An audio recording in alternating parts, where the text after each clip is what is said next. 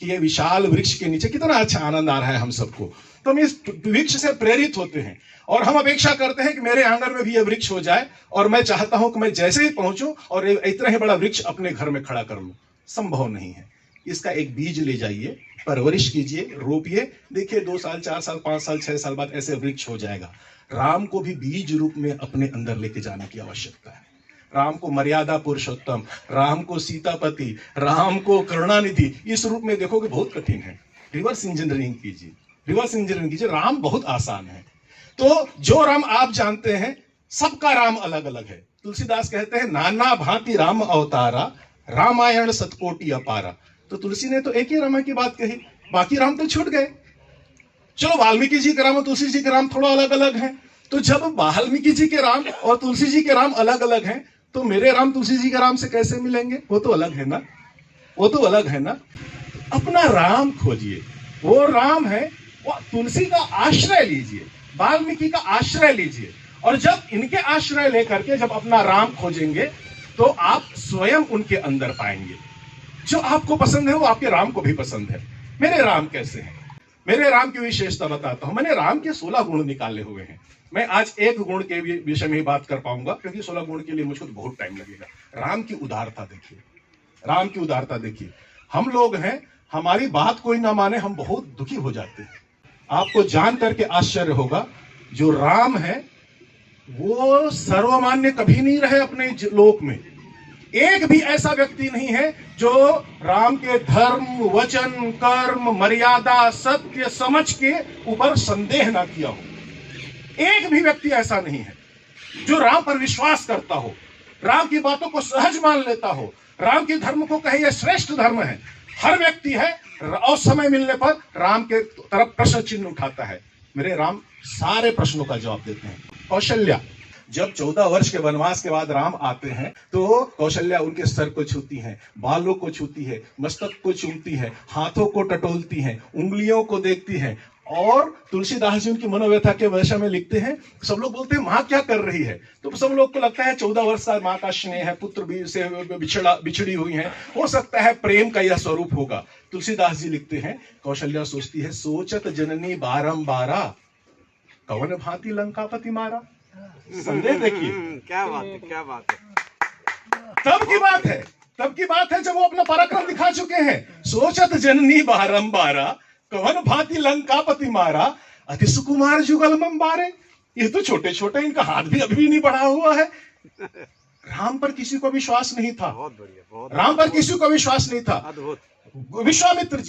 विश्वामित्र जी हैं, उनको पता था कि इस सृष्टि पर राम आने वाले हैं, लेकिन कंफर्म नहीं थे वो।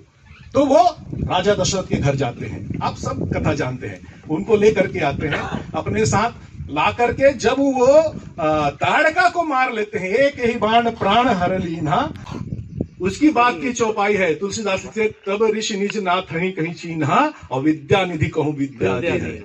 राम को अपने पराक्रम का प्रूफ सबूत देना पड़ा था ताड़का को मार करके, नहीं तो विश्वामित्र और राम के बीच में दूरी बनी हुई थी। आश्चर्य आप और सुनिए। राम आगे बढ़ते हैं, राम जाते हैं धनुष यज्ञ में। भूप सहस 10 एक कहूं 12, लगे उठावहीं तरई नटारा। आप सब जानते हैं, वो तो लक्ष्मण जिंदाबाद, उन्होंने आकर के वहां पर थोड़ी सी उद्दंडता कर दी, नहीं तो राम तो तमाशा देख के वापस आ जाते। राम तो तमाशा देख करके वापस आ जाते। यदि लक्ष्मण बीच में खड़े नहीं होते तो उनको आज्ञा नहीं मिलती। और जब आज्ञा मिल गई, अरे विश्वामित्र पर तो विश्वास करो। विश्वामित्र ने कहा ना, उठाऊं राम भंजो भव चापा, मेटहूं ताप जनक परतापा। राम तो अपनी उम्मीदवारी लेकर के नहीं आए। सुनैना को सबसे ज्यादा पीड़ा होती है, क्योंकि बोले ये बुढ़ापा काल आ गया है महाराज जनक का, इनकी मति मारी गई है, मति मारी गई है। आगे कहती हैं, अपनी दासी को बुलाती हैं, महाराज तक तत्काल मेरे आदेश है उनको संदेश पहुंचाया जाए। ये सभा में जितने लोग बैठे हैं हमारे शुभचिंतक नहीं है, ये मजाक करने वाले हैं, हमारे तमाशा देखने वाले लोग हैं। रावण का सामर्थ्य नहीं हुआ, धनुष को देख करके दूर से ही भाग गया। ये छोटे से बच्चे को लेकर के जा रहे हैं, क्या तमाशा कर रहे हो? बाणासुर भाग गया। सुनैना को भी विश्वास नहीं था राम पर। बुद्धिमान तो उनकी दासी थी, तेजवंत लघु गनयन रानी, कह कुंभज कहा सिंधु अपारा, सोसे सुख सकल संसारा, रवि मंडल देखत लघु लागा, उदय ताश त्रिभुवंतम बहागा, काम कुसुम सायक धर लीना, सकल भुवन आपस बन कीना, मंत्र परम लघु जासु बस, विधि हरिहर सुर सर्प, और महामत्त गजराज कहां बसकर अंकुश खर्प। इतना प्रवचन देना पड़ा कि राम धनुष तोड़ सकते हैं, यह विश्वास दिलाने के लिए। पक्का। किसी को राम पर विश्वास नहीं था। आगे आगे वो परशुराम जी के पास जाते हैं, संपूर्ण काम हो चुका है। परशुराम को पता है कि राम दिव्यता लिए हुए हैं, लेकिन तुलसीदास जी क्या शब्द उपयोग करते हैं, राम रमापति करधन लेहु और खेचई चाप मिटाए संदेहु। धनुष तोड़ लेने के बाद भी संदेह बचा हुआ है कि इसके अंदर ईश्वरीय तत्व है। मैं बेचैन हो जाता हूं। कोई आदमी मुझको आकर के पूछ ले यहां पर कि आप कौन, मुझको नहीं जानते तुम। राम को देखिए, सती है शंकर जगत बंद जगदीशा, सुर नर मुनि सब नाव ही सीसा, नृप सुत किन्ह परनामा, कह सच्चिदा पर नंद पर धामा। भगवान शंकर उनको प्रणाम कर रहे हैं, पति प्रणाम कर रहे हैं, तब तो कर ले रे बावली, अपना घर तोड़ डालती है। यहां तक नहीं है, आपको और जान करके आश्चर्य होगा, सती जी हैं खुद आत्मदाह करती हैं। आत्मदाह करने के बाद पार्वती के रूप में वो जन्म लेती हैं। किसी भी मानस में जितने भी जो तपस्या है उसमें घनघोर तपस्या का वर्णन है तो भगवती सती पार्वती का है। संवत सहस फूल फल खाए, साक खाए सत बरस गवाए, कुछ दिन भोजन बारी बतासा, किए कठिन कुछ दिन उपवासा, बेल पाती मह परे सुखाई, 3 सहत सम्मत सोई खाई, पुनि पर हैरू सुखाने उपरना, उमा नाम तब भयऊ अपर्णा। इतना कष्ट सहती है सती, किस लिए? राम पर संदेह के लिए। और उसके बाद भगवान शंकर को प्राप्त कर ली, तब तो संतुष्ट हो जाओ। आपको जानकर के आश्चर्य होगा, जब दोनों की विवाह हो जाने के बाद भगवान शंकर और पार्वती जब पहली बार बैठते हैं तो पार्वती से भगवान शंकर बोलते हैं कि पार्वती बड़ा अच्छा लग रहा है, चलो जीवन में जो हुआ पुराने जीवन में अब तो सब ठीक हो गया। तो पार्वती बोलती, प्रभु आपसे कुछ बात करनी है। बोले क्या बात करनी है? बोले राम कौन है? भगवान शंकर माथा पीट लिए, बोले तू क्या कर रही है? पूरी रामायण हो गई।